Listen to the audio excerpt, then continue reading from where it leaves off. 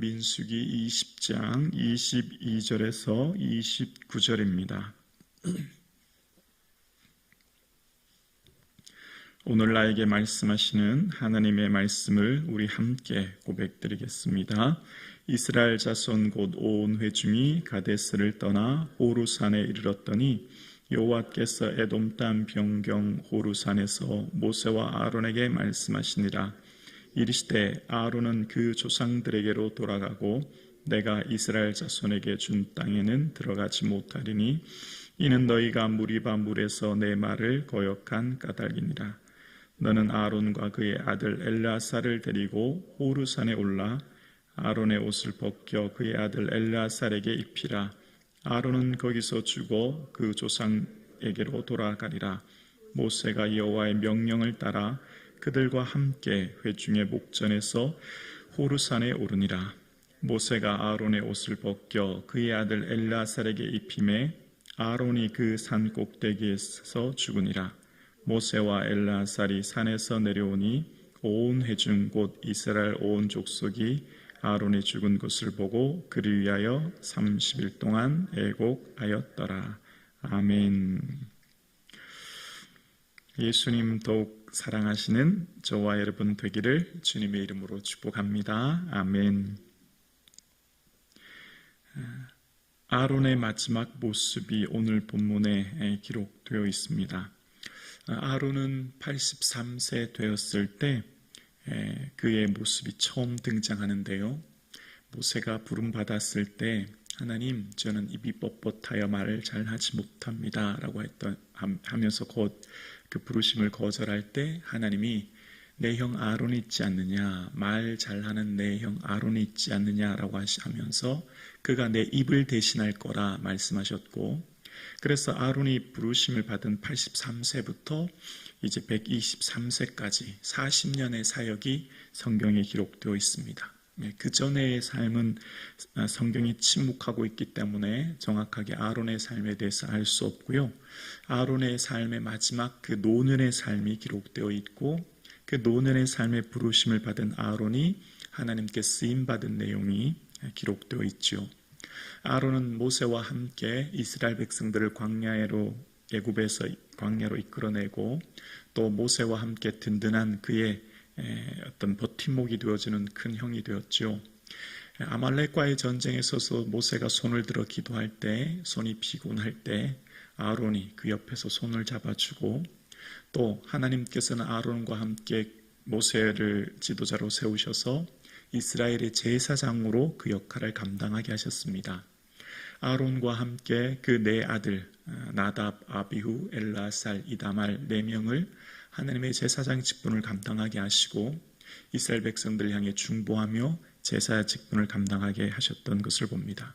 그리고 이제 이 아론이 이 가데스에서 떠나 호루산에 이르렀을 때 하나님께서 아론에게 말씀하시기를 너는 이제 조상에게로 돌아갈 거야 라고 하시면서 무리바 물로 인해서 거역함 때문이다 라고 말씀하십니다. 엄격하게 보면, 여러분 이전 압달락을 보면 이 반석에서 물을 치고 반석에서 지팡이를 치고 이렇게 했던 것 잘 보면 사실 모세가 그랬거든요. 대부분 모세가 했던 것인데 하나님은 아론도 그렇게 같이 말씀하시는 것을 보아 아론은 조금 억울한 마음이 있지 않았을까, 그런 생각도 좀 듭니다.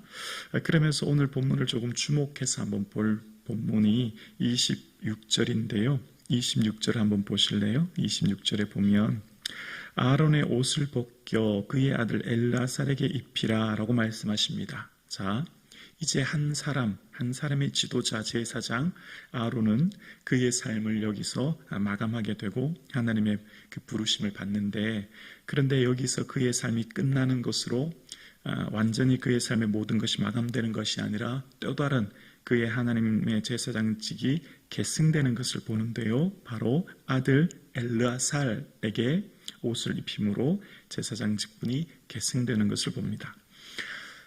아론의 삶을 쭉 살펴보면 어쩌면 이렇게 완벽한 사람이기보다는 좀 실수한 것도 있다는 걸 알게 되죠. 여러분, 모세가 시내산에 올라갔을 때 백성들이 아들에게 금송아지를 만들어서 범죄하는 것, 좀 실수한 모습을 봅니다. 그리고 오늘 본문을 보면 무리바물이라고 하는 것을 통해서 하나님 거역했다는 것을 등장하기도 하고요. 자, 그런데 아론의 그런 실수, 여러 가지 잘못된 허물을 덮어주시고 하나님은 아론의 그 자손을 통해, 그 자녀들을 통해 계속해서 그 제사장 직분을 계승하게 하시는 것을 봅니다. 바로 엘라살을 통해서 그 일을 감당하게 하시고요. 이 다음 엘라살의 아들 비나스가 시딤에서 음행했을 때 그 모든 것을 해결해 주는 모습이 등장하죠. 그리고 이 뒤에 비나스의 후손인 사독이 등장합니다. 사독이 어느 때 제사장인지 아시죠? 그렇습니다. 다윗과 솔로몬 시대의 제사장으로 그 일을 감당하게 됩니다. 뿐만 아니라 아론의 16대 손이 있습니다. 바로 에스라이죠. 에스라는 바벨론에서 포로에서 귀환해 왔을 때에 하나님의 백성들을 말씀으로 세우고 회개케 함으로 그들을 하나님의 말씀 앞에 세우는 학사요 제사장으로 그 일을 감당하게 되는 것을 봅니다. 이후에 어떻습니까? 신약에 넘어가면 누가복음 1장 5절 말씀 한번 자막 볼까요? 이렇게 기록하고 있습니다.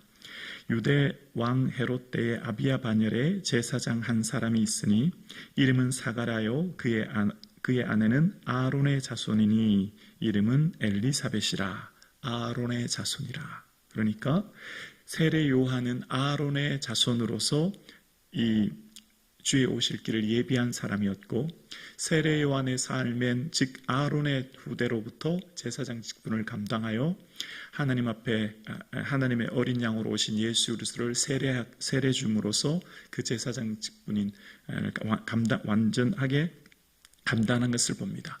그래서 아론의 삶은 그의 삶은 여기서 조상들에게로 돌아가지만 아론의 그 사역은 계속되고 있다는 것을 보게 되죠.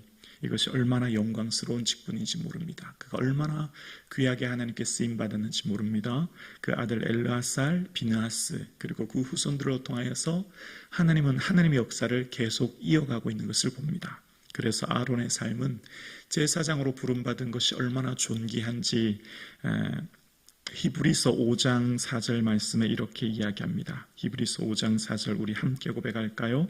이 존귀는 아무도 스스로 취하지 못하고 오직 아론과 같이 하나님의 부르심을 받은 자라야 할 것이니라. 아멘. 하나님의 제사장으로 부름받은 아론, 그는 그 존귀는 스스로 취한 것이 아니라 하나님의 부르심을 받은 자라고 이야기하고 있습니다. 아론의 삶은 하나님의 부르심을 받은 제사장으로 하나님에 맡겨진 그 제사장 직분을 감당했다고 말씀하고 계신 거예요. 하나님의 부르심을 받아 하나님의 거룩한 일을 감당했던 대제사장 아론처럼 우리는 오늘 하나님의 거룩한 제사장으로 부르심을 받았습니다. 우리가 하나님의 거룩한 제사장으로 부름받은 우리의 삶을 통하여서 하나님은 나와 우리의 자녀와 우리의 가정을 통해 하나님의 위대한 역사를 이루어 가실 줄을 우리는 믿습니다. 그 하나님의 위대한 역사 앞에 우리의 삶의 그 하나님의 거룩한 부르심의 소망 앞에 나의 삶이 또한 나의 가정이 나의 자녀들이 하나님의 부르심을 받은 것으로 인하여 감사와 기쁨이 충만한 이 아침 되기를 주님의 이름으로 축원합니다.